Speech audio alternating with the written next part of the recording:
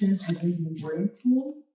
We did mention that the boarding schools, the Indian boarding schools that ran for over 150 years, they were federally funded and run by many faith groups, including 30 plus that were run by Quakers. So it is really important that we address that head on, that we talk about the accountability, the requirement that faith groups really have to take on this work. And we have some great panelists that will speak to that and their own work and relationship to the work. So I will go ahead and introduce them now. So not in the order they're sitting in exactly, but you can raise your hand when I say who you are. So we have Bradley Hauff. There we go. So the Reverend Dr. Bradley S. Hauff is a member of the presiding bishop's staff. He is originally from South Dakota, born in Sioux Falls and raised in Rapid City. And he is enrolled with the Oglala Sioux tribe, Lakota of Pine Ridge, as were both of his parents. His parents were boarding school survivors, having attended schools operated by both the federal government and the Episcopal Church. He has been an Episcopal priest for over 30 years and has served churches in South Dakota, Dallas, Minnesota, Florida, and Pennsylvania. He has written articles and made numerous presentations around the country on Native American issues. So thank you for being here. We also have Vance Blackfox. Vance Blackfox, an Indigenous theologian and citizen of the Cherokee Nation, is the founder and director of Otherwise, a multi-site cultural education and cultural immersion program for youth and student groups from across the country. He serves the church-wide organization of the Evangelical Lutheran Church in America as the director of Indigenous Ministries and Tribal Relations. He has also served as the Director of Communications at the National Native American Boarding School Healing Coalition, NABS, and as the Director of Communications for Native Americans in Philanthropy. So thank you for being here. And then we also have Buffy and Liseli. Thank you so much for being here. So Buffy Curtis and Liseli Haines, life partners and members of Mohawk Valley Friends Meeting, New York yearly meeting, being Quakers Friends, began their collaboration nearly 20 years ago. Their mutual call to navigate the waterways led them to help organize and paddle in the two-row wampum renewal campaign of 2013 from Albany to Manhattan. This experience was the beginning of their ally work with Native Americans, specifically the Haudenosaunee Confederacy, threading their way through the maze of white privilege, decolonization, and manifest destiny. They discovered a passion for leading workshops on the doctrine of discovery, mostly to settler Americans. Their 6-year tenure as co-clerks of the Indigenous Affairs Committee of the yearly meeting brought many opportunities to continue this work directly with friends nationwide. Their current participation with Quaker Indian boarding schools research group is bringing forth new information and important historical data regarding Quakers' actions and deep involvement in the boarding school policies. Carrying forth this knowledge, the work of apology and reparations are also a part of this ongoing work. So thank you both for being here. And can we give a round of applause to these amazing panelists?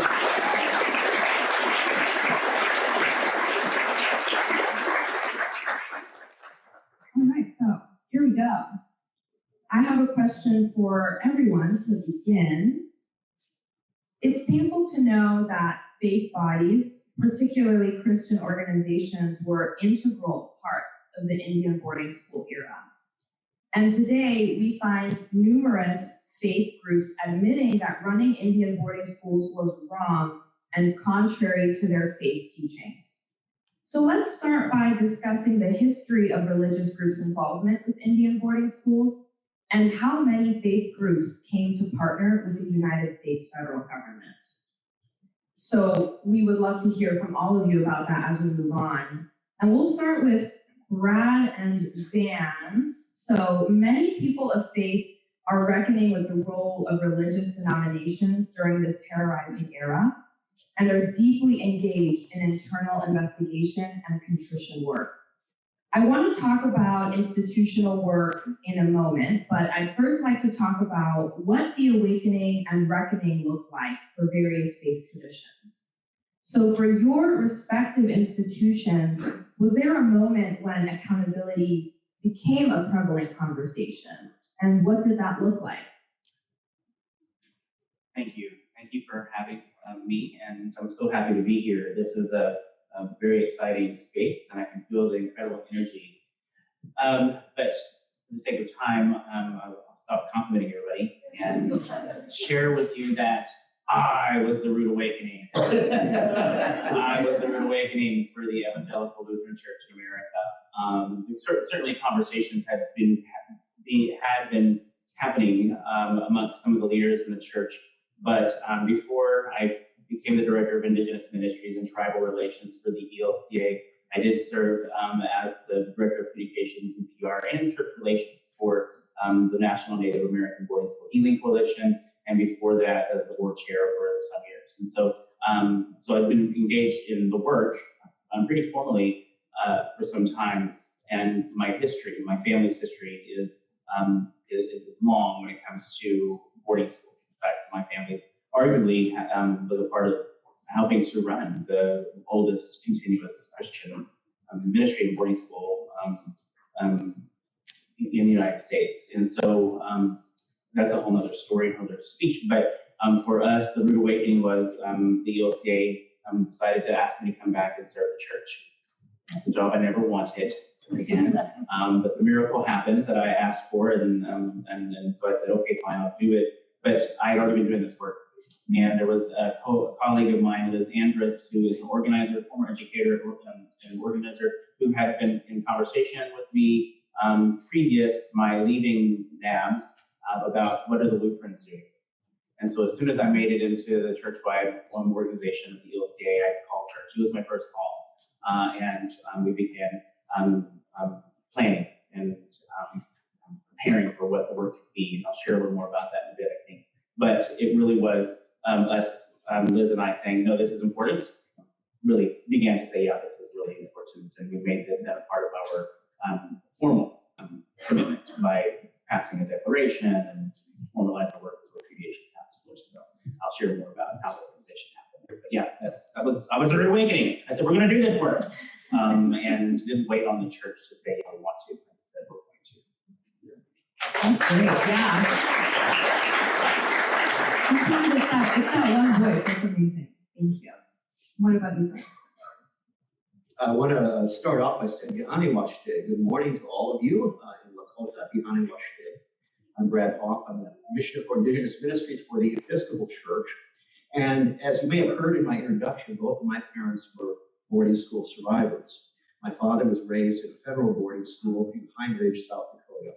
He was taken there at age 5 and lived there until he graduated at age 18. And my mother attended an Episcopal school. It was for Indian girls, St. Mary's in Springfield, South Dakota. And so from the very beginning in my life, I heard their stories, and I knew all about the church's involvement in Indigenous boarding schools, but most of our church and churches in the Christian denominations really had not. That had not really been acknowledged or discussed openly.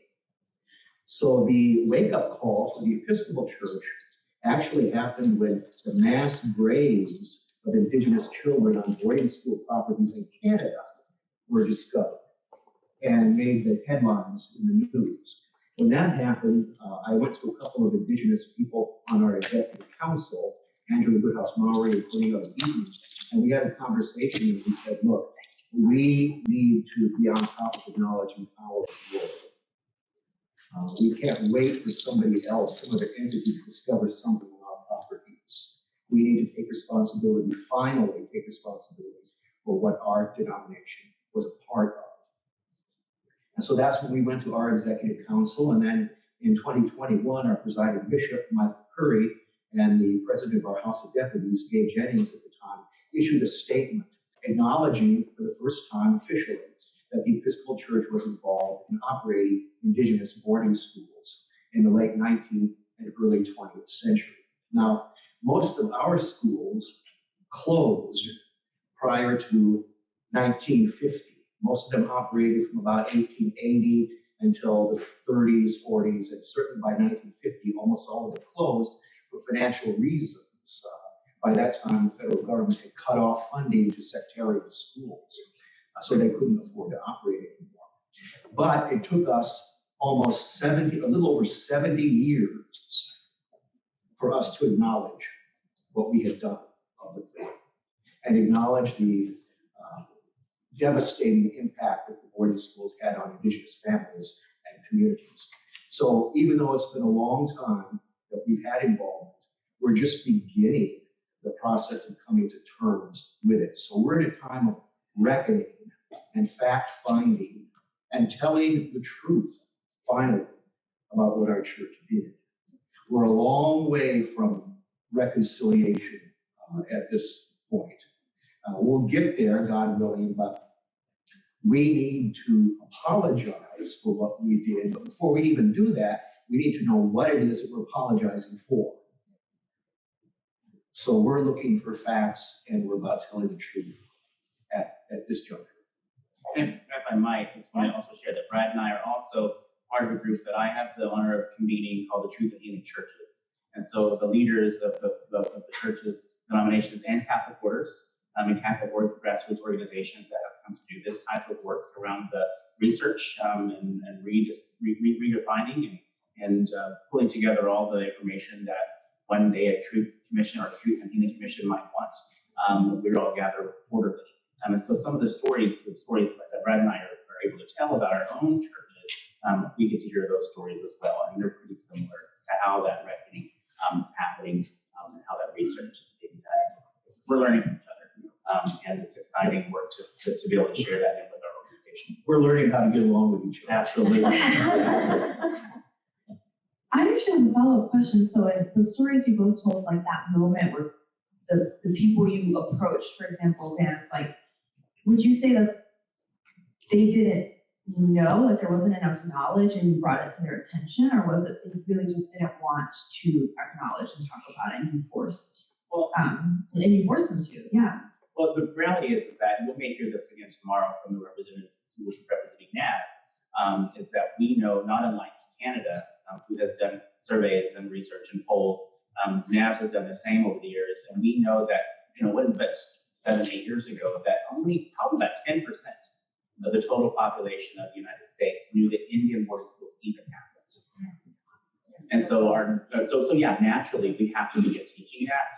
Luckily, the people who were part of some of the work that I was doing and organizing inside the ELCA, they already knew. But the goal now is, to educate, to illumine kind of how we're complicit as a church, and also to remind Lutherans, because we only had one federally funded boarding school, we had multiple non-federally funded boarding schools. We had to remind Lutherans that this isn't just about Lutherans' complicity; it's about how we're complicit as Christians. We're in this together. And so there was a lot of educating that had to happen beyond those initial conversations. And so now our organization is a bit bigger. And I'll share that. Yeah, go ahead. In response, the Episcopal Church created 2 commissions to look into the boarding schools.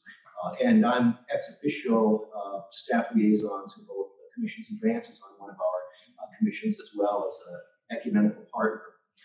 And we're just about discovering the basic facts, as I said at this point. What we know up to now is that the Episcopal Church operated at least 34 Indigenous boarding schools throughout what is now known as the United States. And these churches also had, these schools had support, financial support from churches, Episcopal churches all over the country, namely on the East Coast. So Episcopal dioceses, for example, New York and Massachusetts and Connecticut and places like that, even though there were no Indigenous boarding schools there, churches there funded the schools that were located in other parts of the country. So it was a coordinated, deliberate effort on the part of the Episcopal Church. And they thought that they were doing the right thing at the time. Believe it or not, we look at it with a 21st century lens and we think, oh my gosh, how could the church have been involved in this? But at that time, in America, the church really was a part of the whole manifest destiny movement, which goes back to the Columbus discovery narrative of America. They believed that they were doing the right thing. They were doing the Lord's work. And that's what motivated them. Now, of course, we see it in retrospect as we know how wrong that was. So I think it's difficult for churches, honestly, to admit that, to acknowledge that they were so wrong when they thought that they were so right. Thank you, and I just want to highlight what you were saying earlier about truth-telling. I mean, obviously that's something we've been discussing since yesterday and just continuing to live with that. That 10% number that you said, Vance, really shocked me. I mean, we've been saying that enough knowledge is out there about it, but that number was really shocking to me. So this next question is to our friends, Buffy and Liseli. So Quakers have engaged at the local meeting level within yearly meetings as well. And there are initiatives such as the Toward Right Relationship with Native People by Paula Palmer and Geraldine Dicato from the Turtle Mountain Chippewa. Much of that work is rooted in educating and challenging friends. We heard some of that over there too. So could you speak more about those efforts and the specific journey that you've both been on in supporting those conversations? And whoever wants to start can start. Yeah, I think that the specific journey we have been on, especially Buffy and I, has led to a lot of work within the Quaker communities. We first got involved with Indigenous people when we worked with the Neighbors of the Onondaga Nation, which is an allied group in Syracuse, on the Two-Row Wampum Renewal Campaign. And the Two-Row Wampum, it was the first treaty between the Europeans and the Haudenosaunee, who were formerly known as the Iroquois, in about 1613. And it is a wampum belt. It is a field of white with 2 rows of purple, each row signifying, one row signifying the Europeans, the other row signifying the Indigenous people of this country, traveling down the river of life together, side by side, without interfering with the other. And that was the idea of how the Europeans and the Indigenous people could work together. With relationships, certainly trading with each other, but sort of staying in their own boat. And the Two-Row Wampum Renewal Campaign signified that. It was a paddle down the Hudson River with about 600 people, maybe half allied, half Indigenous. And we got involved in the planning of that. Actually, we were invited into it by Robin Kimmerer, who many of you may know from the book Braiding Sweetgrass, and worked with Neighbors of the Onondaga Nation to plan this paddle, inviting New York Yearly Meeting into the work, into supporting us. Our yearly meeting sessions were the week right before the paddle started, and we had a lot of involvement from the yearly meeting in bringing food and hospitality, places to sleep, or even just cheering us from the side of the river, which was really kind of cool. And as we did this as co-clerks of the Indigenous Affairs Committee of the yearly meetings, as well as our own meetings. Do you want to? No, go ahead. Okay, the other things we did were bringing land acknowledgements to the yearly meeting. And as many of you know, Quakers does not have a central hub. Our monthly meetings being the basis of our membership, we all work from that place and bringing things up through the, I don't even know if they're really levels, but bringing things up through the quarterly meetings and yearly meetings. So we don't have any centralized system that we can work from, but we have worked a lot in New York Yearly Meeting, given workshops at FGC, at different monthly meetings, different quarterly meetings throughout the East Coast. We have focused a lot on educating about the doctrine of discovery, which is the Towards Right Relationship workshop, as well as another localized version that we do in central New York, taking that, educating mostly the settler colonialists to the doctrine of discovery. I think the piece that I would raise up is Liseli said that because we don't have a central, top-down process, it makes it difficult in terms of how do we communicate what needs to be done for Quakers nationwide. So a lot of it is this intercommunication between different yearly meetings, but FGC, FCNL, FWCC, these are all agencies and groups who help us find a platform for our messages. And I do have to say, if there's an incendiary point among friends on this work, the credit has to be given to Paula Palmer, who spent several years doing research on this. She felt a call to the work, and she spent several years. She spent a whole year at Pendle Hill and then at the different universities down there, and looking in the archival records of friends to all of these boarding schools and where were they, how many were there. And out of her work, she has a Quaker boarding school presentation, and we now also have the Roots of Injustice, Seeds of Change workshop. And those workshops, which take anywhere from 2 to 3 hours to participate in. They are an experiential workshop that helps you understand how all of the lands that we currently reside upon were literally taken, stolen, ripped out from underneath all of the indigenous people that lived here, because they weren't people, of course, right? I mean, they just weren't. And besides that, we came here because this was land that we wanted, right? That's what it was all about. So being able to understand that, and then understand Quakers' involvement, and like everybody else is saying on the panel, very few people, very few friends were even aware that something like this was possible, because we like to think that we do good, that we are here to bring peace and presence and reconciliation and all of those pieces. But we didn't realize, for Liseli and ourselves, until we got involved in 2012, 2013, and then Paula's work right after that. We never heard of it. It just wasn't talked about. It's like the giant family secret.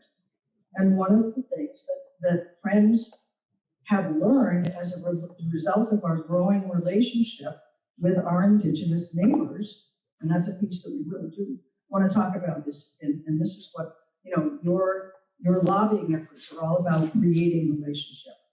So for us, in terms of being able to understand more about our personal history, we have come to understand that we learn more when we're in relationship with people that we're trying to do the work with. And the more that we're in that relationship, the more we get to learn. But we can't, it's nothing about them without them. And understanding that, and understanding that friends back then in the boarding school period of time looked at what was happening and said, we know how to fix this, right? They saw peoples being completely consumed and thought, we can save them. This is what we have to do to save them. And they were on the cutting edge in some of the original legislations related to the boarding schools. So we'll pick that up. Yeah.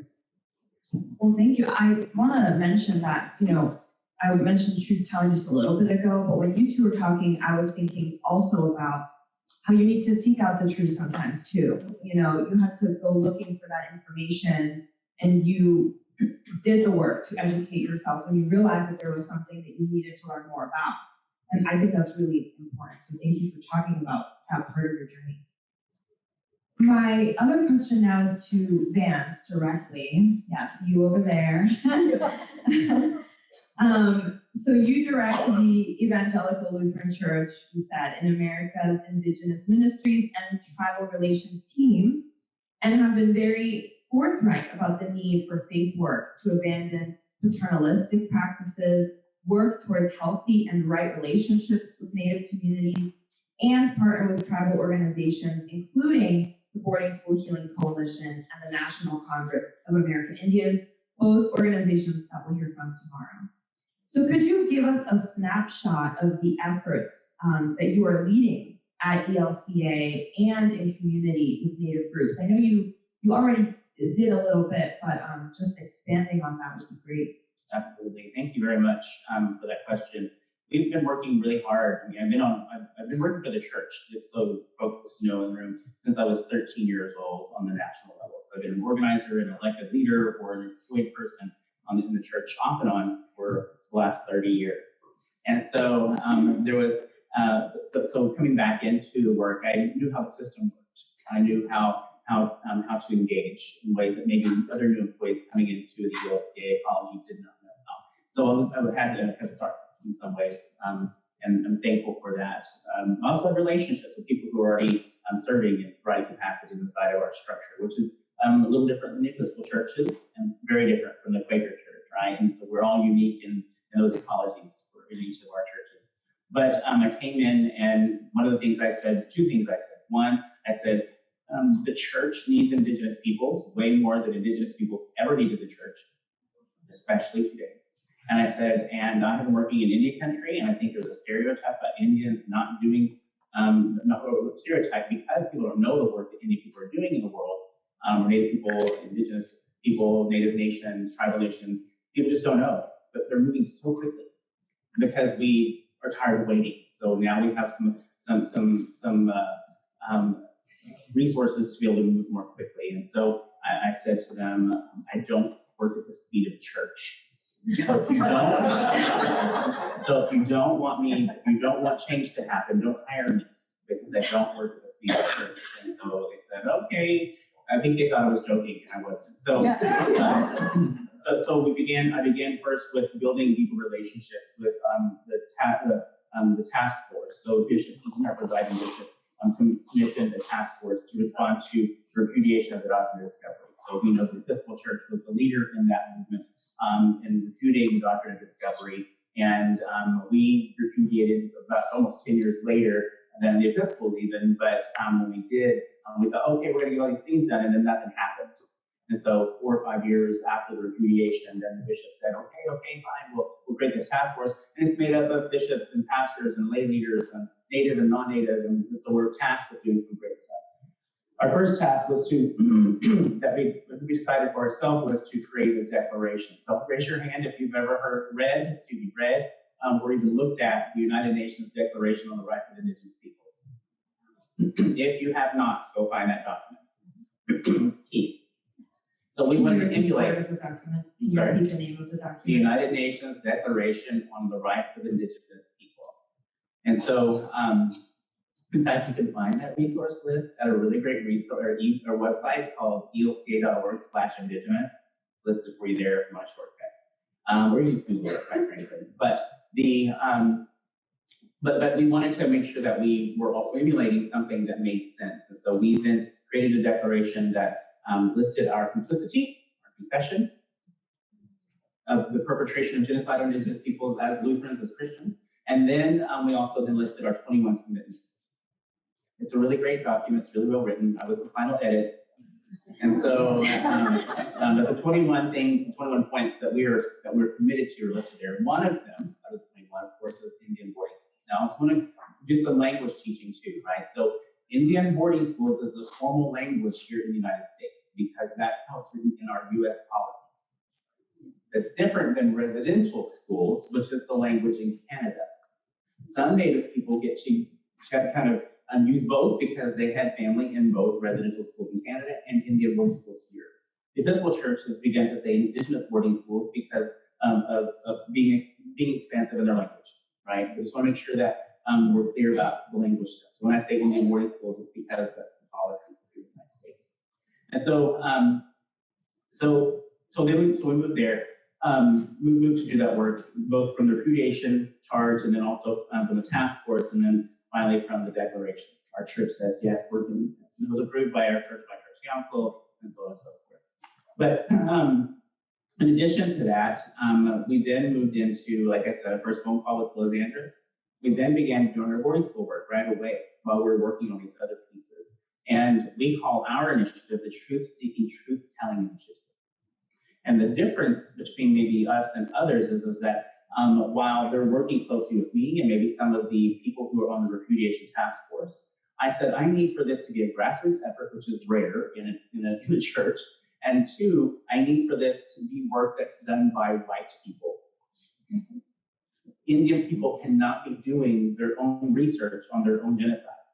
They're already doing it in many places, right? At the academy, even other parts of the church. But in regard to this research, I need for white people who are also responsible for their own truth and their own to learn their own truth and help everybody heal. And so we in the Truth and Seeking Truth Telling Initiative are in phase 2. We rolled out to 10 of our synods, and some people call them dioceses or districts, but we have synods. And we have 10 synods, and then we moved to 27 synods, and we out of 65. I'm scared to roll that in even more because we've touched 400 people who are interested in doing the work. 150 literally are in archives. 150 people are literally reading old magazines and old documents all throughout the church, and not just those they think are related to Indian boarding schools that we may have been operating, but also just any church document that might give a clue as to where we might have had a fingerprint or handprint or footprint in operating these schools. In addition, because we only had one federally funded boarding school, we recognized that as an immigrant church of farmers, quite frankly, and mostly in the upper Midwest to begin with, that we may have been engaged in some way with other boarding schools. Churches, denominations like the Episcopal Church, the Catholic Church, the Methodist, the Presbyterian. How might we have been complicit by supporting those other churches' boarding schools? Did our farmers supply any of the food?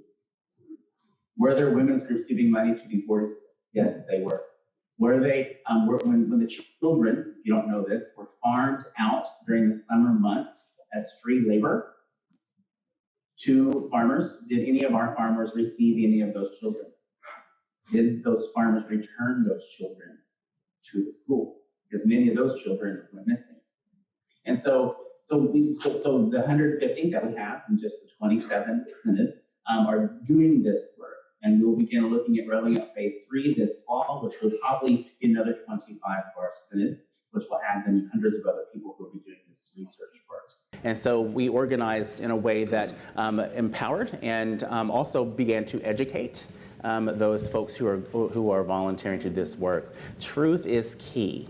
Right, and one of the truths that we began talking about a long time ago at Boarding School Healing Coalition, when I was the board chair, was what does it mean to be reconciled?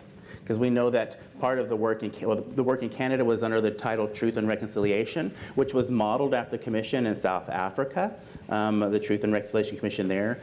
And so the conversation then, and this is where we take our lead in the ELCA, because we formally have engaged in the Truth and Healing movement, which is an informal movement in the United States to support the legislation that we'll be talking about tomorrow, but generally just the work around combating the erasure of Indigenous peoples, whether it be boarding school or anything else. It was me and Sarah Eaglehart, Brad's predecessor, and Sandy Whitehawk, who is now a former board chair, but also now an employee of NABS as well, began talking about with other folks in the organization about what did that reconciliation look like. And you will hear people from South Africa, especially the Black South Africans and Native people, our siblings in Canada, who will say that the reconciliation portion is what caused then this commission and this process to fail. Because we as Christians like to think that we're reconciled and then we have nothing else to do. When in fact, when we're called to reconciliation, that's just the beginning of the action that has to happen because of the love that we're called to share beyond that reconciliation, right, or that gift of grace. And so we then began pushing the creation of the Truth and Healing movement, and then that's why the legislation now is called the Truth and Healing Commission versus reconciliation, because we didn't want reconciliation to just be like it has happened in many places, even beyond South Africa and Canada, to be an apology and be nothing more. And that's why Brad's doing it the other way around. Let's do the work and figure out what we're going to apologize for. At least that's my assumption. And so we said, no, the healing has to happen. And everybody knows that when it comes to healing, you have to do some work around that. Everybody has to do their part. And so part of that healing, a lot of that healing, quite frankly, is connected to the truth. So the action as a result of gathering the truth is actually part of what then promotes the healing for all of us. And so the ELCA is a part of the Truth and Healing movement as commissioned by our presiding bishop, and we have tons of programming which you can find, educational programming and other things that you can find on elca.org/indigenous. So that's the work that we're doing, and we try to make it as holistic as possible, but the boarding school healing, the Truth Seeking, Truth Telling initiative on Indian boarding schools has been tremendous, as we meet also quarterly with all those folks, 150, continued confession that their lives are changed because they know the truth.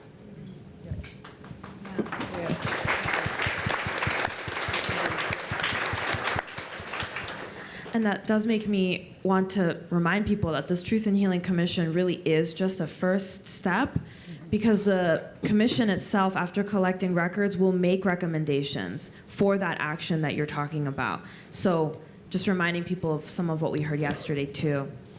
So now, Brad, a similar question for you. So as the Episcopal Church's missioner for Indigenous Ministries, you stressed the need to recognize Christianity's role in colonization and violence against Indigenous people, and for the church to guide the Episcopal Church to balance that tension while supporting Indigenous peoples and their respective communities within the church. So what does that work look like? Especially regarding truth and the Truth and Healing Commission conversations that are happening. The Episcopal Church has had an Office of Indigenous Ministries since 1954. Now, you'd be amazed how many Episcopalians don't know that. They don't. Wherever I go, I always have people coming up to me and saying, gee, I didn't know our church had Indians. And my response is, well, only since the Jamestown colony, that Anglican colony, when Indigenous people became Anglican, became affiliated with the Anglican Church. That was even before the Episcopal Church existed. There were Indigenous people who were Anglicans. And so we've had that office, and it was originally called the Office of American Indian and Alaska Native Ministries, is what it was originally called. American Indian and Alaska Native Ministries. But that was too long a title to put on a business card. So they changed it to Native American Ministries. But we found that the Episcopal Church is an international denomination, and there are Indigenous people all over the world, so it really wasn't fair to say Native American. And so we changed it to Indigenous Ministries, following the lead of the United Nations Declaration on the Rights of Indigenous Peoples, which defined Indigenous as a people who have been colonized by an outside nation or another nation, which certainly describes the Indigenous tribes in the Western Hemisphere. But there are Indigenous people all over the world that fit that denomination. In Europe, for example, the Sami are sometimes known as Laplanders, up in the northern Scandinavia by the Arctic Circle. They are the Indigenous people of Europe because they've been colonized by European nations. So we're looking at this from a worldwide perspective, and it really has changed our worldview as a result, the worldview of Christianity. We are seeing Christianity as Christianity in the Western Hemisphere as not starting with Columbus. We don't believe that God was an absentee landlord over the Western Hemisphere before 1492. God was very present with Indigenous people. And if that were not the case, would God even be worth worshiping? So that's what we're looking at, and we decided this needs to really go back to the doctrine of discovery. And so while the Episcopal Church was the first Christian denomination to repudiate the doctrine of discovery, we did that, but we didn't explain to our people what it was that we were repudiating and why. So it does no good to repudiate something if you don't know what it is and you don't know the reasons for repudiating it. It's meaningless. So we got the cart before the horse. So we decided after the repudiation that, gee, we better educate our folks on what the doctrine of discovery is. and what it resulted in, its devastating impact on Indigenous people. And so that's been a big part of what the Office of Indigenous Ministries in the Episcopal Church has been doing, is getting the word out there, because there are so many people who have never heard of the doctrine of discovery. And for those who have heard of it, they don't know what it is. And so we really have to be about bringing that forth if any of this is going to have any true meaning to it. Now, when the Episcopal Church created these two commissions to investigate the church's role in operating Indigenous boarding schools, they did something that was very uncharacteristically Episcopalian and very different from what our General Convention usually does, is that they didn't put a deadline on the work. Typically, that's what our resolutions call for, is that somewhere in the resolution it says, this work shall be done by such and such a date. And presumably that's when funding will be discontinued for it. They didn't do that with these commissions. They left it completely open because they knew that this work has no apparent end in sight. And it shouldn't. It shouldn't. How do you recover from genocide? How does a people recover from genocide? I don't know the answer to that. I don't know if you really do. You're probably continually in a process of recovery that's ongoing. And this isn't stuff that just happened a long time ago. This isn't just a chapter in the history books. The effects of the doctrine of discovery and colonization and assimilation and genocide are still very much with Indigenous people today. To this very day, we deal with the effects of that. It's a part of who we are. For example, my parents, as I said, they were both raised in boarding schools. They were not raised in family contexts. The boarding schools intentionally broke those up. They decimated the Indigenous family networks and communities because that was a source of support and teaching and learning and culture and language for them. And so they demolished that and put the children in institutions, and that's where my folks were raised. And so they didn't really have parents. They had biological parents, but they weren't really raised by their parents. And so I was raised by parents who didn't really have parenting in a family. And I'm not going to get into any of the details, but my life has been messed up, pretty messed up. I've had to deal with a lot of issues because of that. And I'm not alone. In fact, I'm probably the norm for Indigenous people. We're still in recovery. So this work is not going to have a concluding point where the church can say, okay, we're all done here, now let's move on to something else. There is going to be no moving on to something else. So I think maybe I could just wrap up by saying that I believe in the universality of Christ, the universal Christ. Christ is for all people, not exclusively for one church or one nation or one race or one language. Christ is for all. And there is an indigenous way of viewing Christ that we've always had. When the missionaries came over to the Western Hemisphere and they were telling stories about Jesus and reading the gospel stories, while our indigenous ancestors had never heard of Jesus of Nazareth, the first century Palestinian Jew, they knew about Christ. We had Christ figures in our stories, in our myths and our legends, and celebrated in our ceremonies. We knew who the Christ was and is.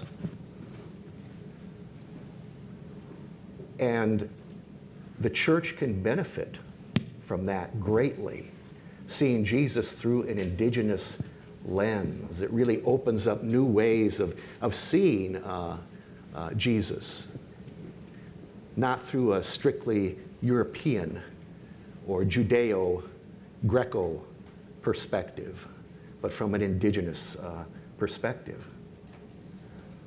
So I think that's really where the church needs to go in relationship with indigenous people, is honoring and learning from indigenous people and our own experience with Christ. not trying to indoctrinate us into a different culture. Nobody should have to be colonized in order to know Christ.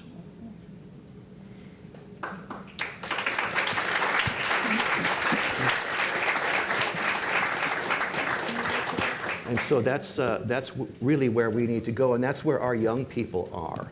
So many of our young people want nothing to do with the church. And that's certainly understandable. How could they be blamed for that? That's probably a normal reaction, a very normal reaction. So they may be anti-church, but they're not anti-Jesus. From what they know of Jesus, they love Jesus. And so how can we follow Jesus and be Jesus in the world together as all people? I think that if there's a way that we can possibly be reconciled or recover from genocide, it's got to be through truth-telling, and it's got to be through embracing the universal Christ.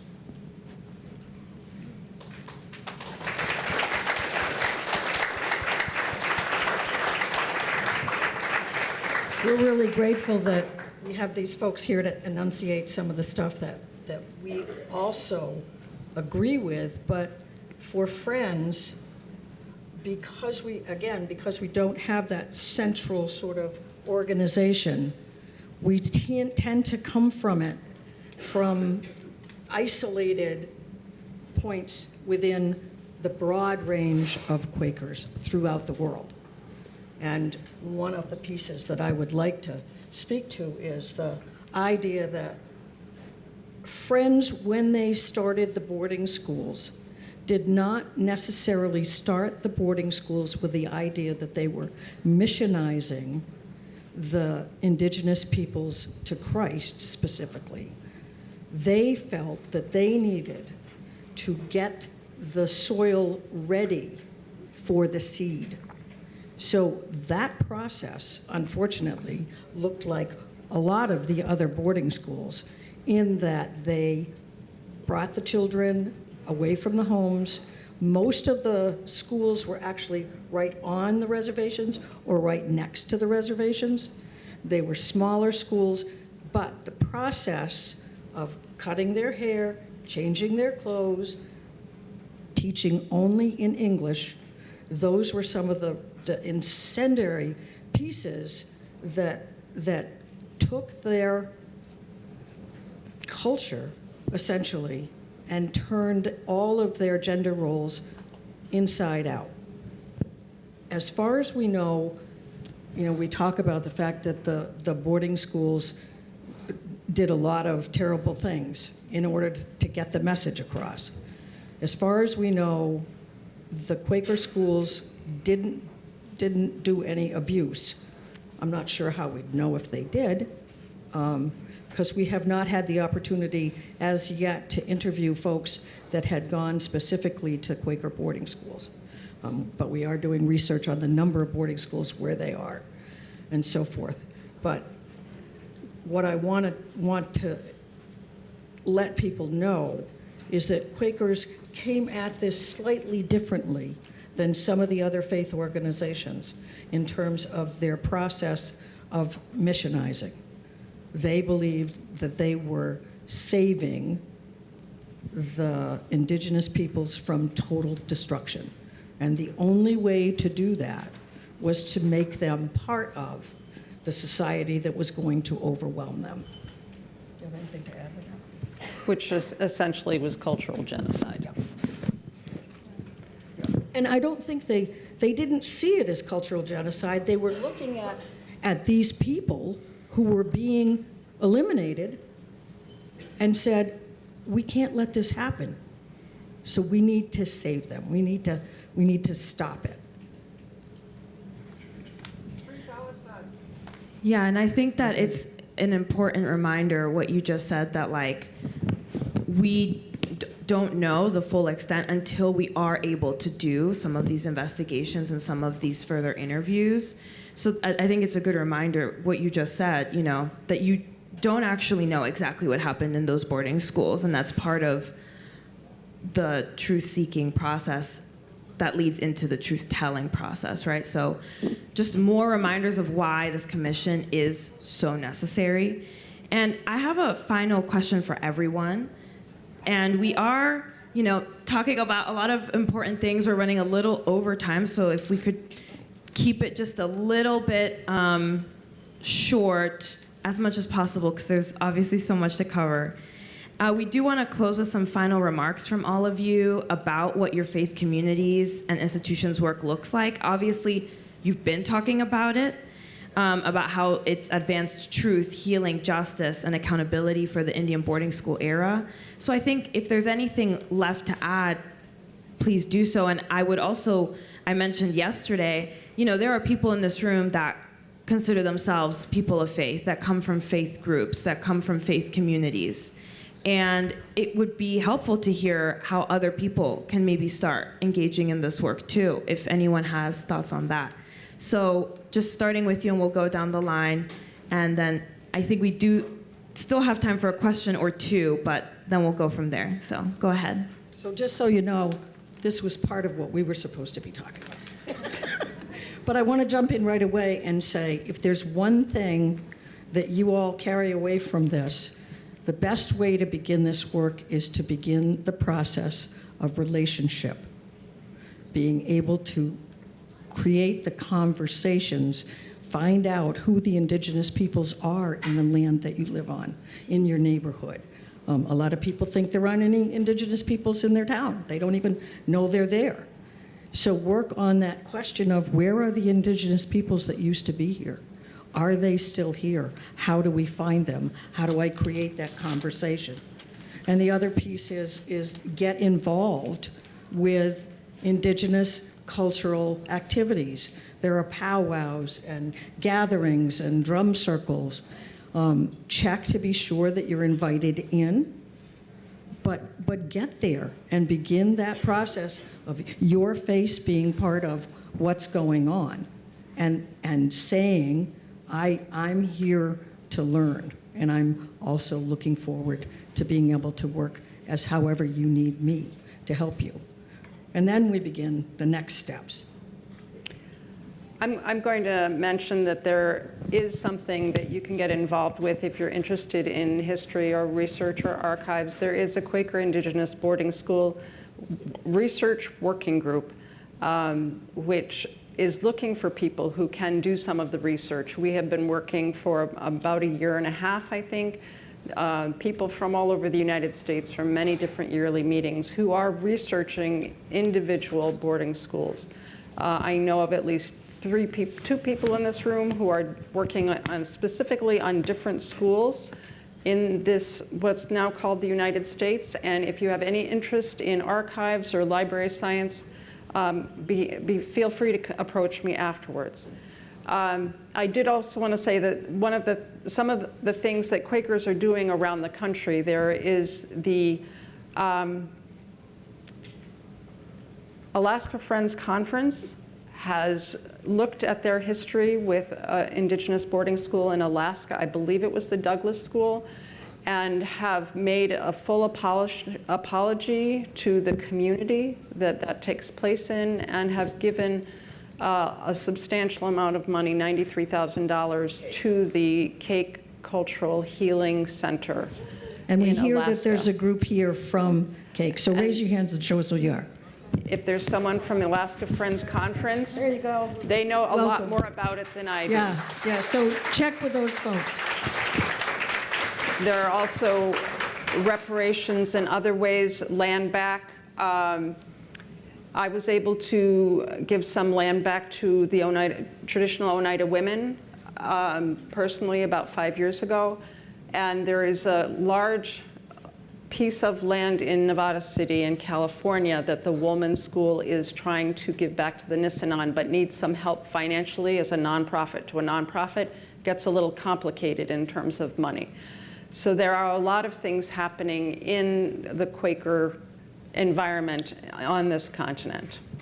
So I also think that relationship is incredibly important.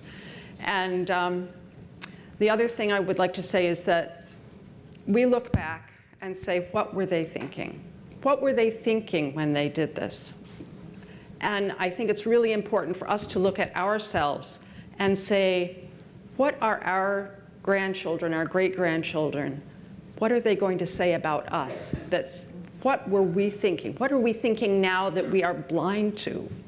And I think that's an incredible thing to think about, because there are things that our culture has blinded us to, and we don't know what they are yet. So thank you.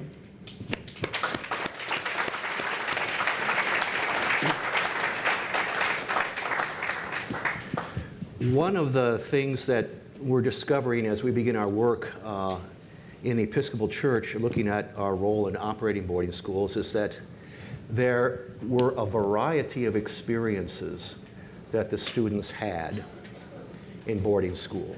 There was really never one type of experience that a student would go through.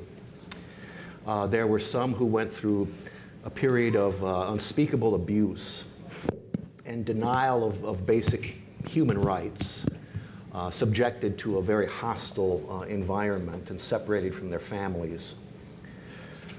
And then there are some who, believe it or not, will say that they had basically a good experience. Mm-hmm.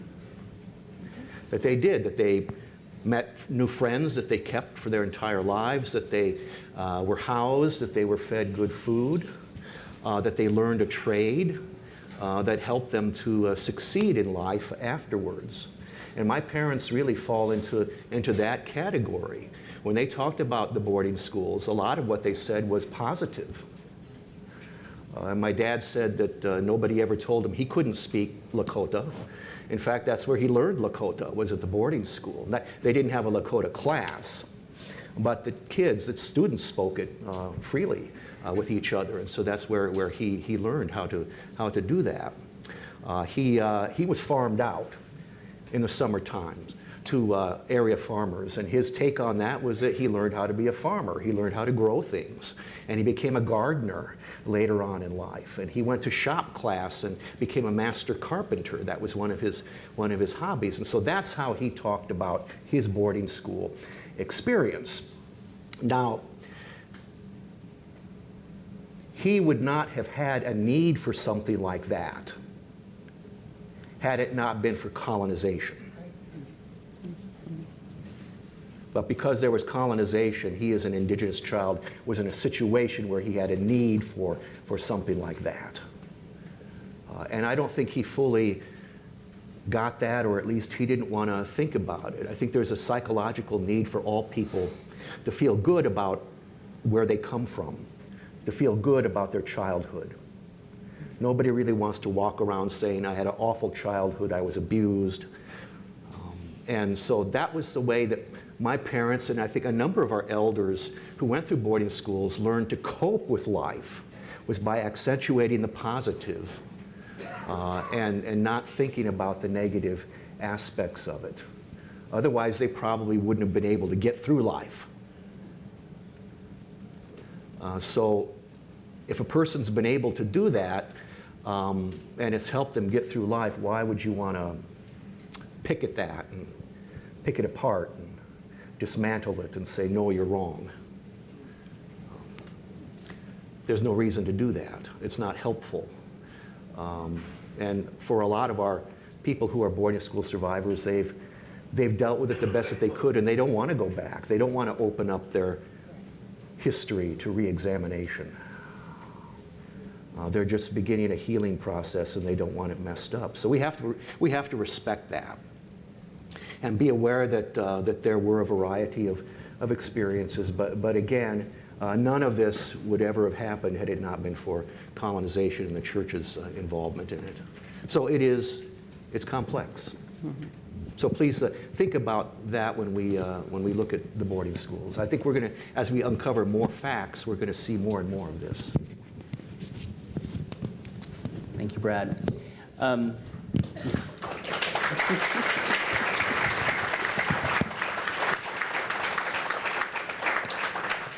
So I agree with my colleagues here that relationships are important, but I want to say something a little contrary in a very hopefully friendly way. Not every Native person wants to be in a relationship with you. Agreed. We agree. We are, and more specifically, we certainly don't want to be not every Native person wants to be your teacher. Now, there are some of us who are called to be teachers. I'm one of them, Brad's one of them, but we're happy to share the things that we know. And there are people in tribal nations and tribal communities near your homes who are also called to be teachers. But not every Native person wants to be your teacher. And so don't assume that that's the case. In addition, even when you begin building relationships with those of us who are teachers or who are willing to share stories with you and to be in a proper relationship, don't come to us just as a student-teacher relationship. We need for you, oh my gosh, how many times did I have to learn about the Nina Pinta Santa Maria? In the 2nd grade, in the 3rd grade, in the 4th grade, in the 5th grade, in the 9th grade, in the 11th grade. I had to learn about Nina Pinta Santa Maria and all the things around those 3 boats over and over and over. And you have not learned about much in regard to Indigenous people. So you have to do your own truth seeking. You have to do your own work. Now, should you have to? Absolutely not. You should not have to. But guess what? Your federal government and your state governments and your departments of education don't care. They left that up to you. So now, if you're going to be leaders in this country, as lobbyists in particular, who are going to be advocating for Indigenous peoples, and I hope you always do, then you have to do your homework.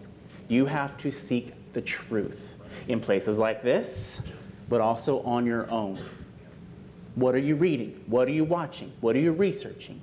And even if it's not your primary area of specialization and care, you still have to learn about how it impacts Indigenous peoples for the sake of doing your own gift back to Indigenous peoples for living on our land. So I want to encourage you to do that work. I want you to not start at level 0 when you come into the room to have a conversation with me. And so I would encourage you to do that. In addition to that, I think it's important for us to also really recognize that there are plenty of opportunities for you to engage, but you also have to find out where those opportunities are. So in addition to the education, who are the people doing the work?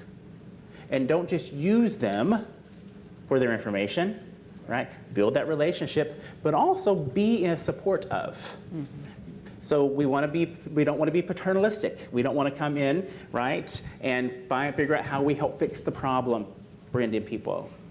You know how many white people have done that and they've not fixed the problem? That's right. Don't presume that you're going to. Instead, as I said in the beginning, non-Native people, like the church, need Indigenous peoples way more than the church ever needed, or the Indigenous people ever needed the church. And so come into the room listening and ready to journey alongside or support from behind, or in some instances, get in the way of things. How do you get in the way of things? That's solidarity. That's accompaniment. A lot of times we tend to get to a certain point and then we back off.